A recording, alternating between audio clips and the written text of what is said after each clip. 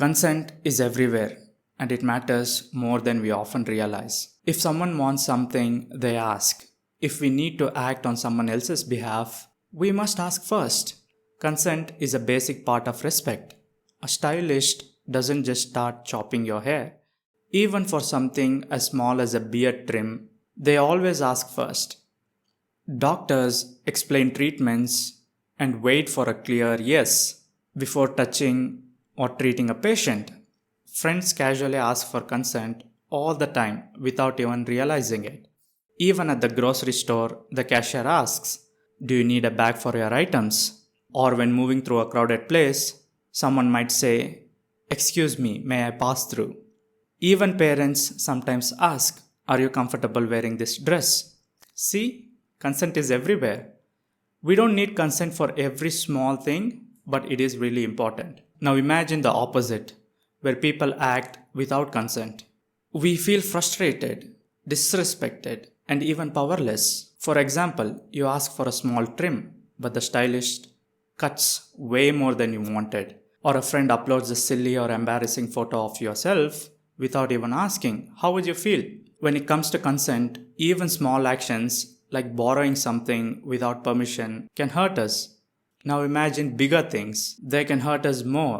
Posting private conversations or sharing intimate photos and images online can put someone's safety, dignity, and respect at risk, often causing deep emotional and psychological harm.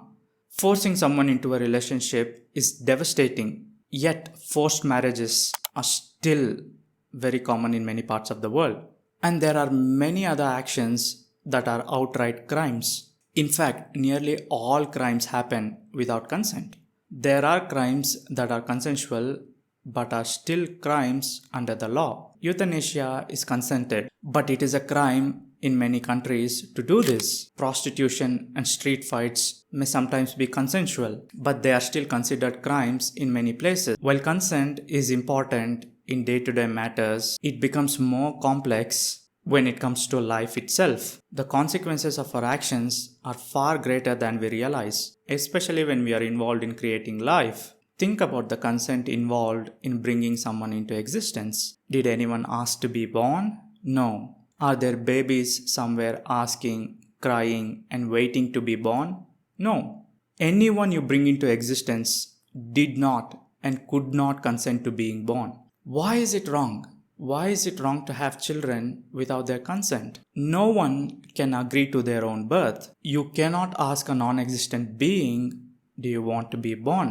They simply aren't there to say yes. Life inevitably involves harm.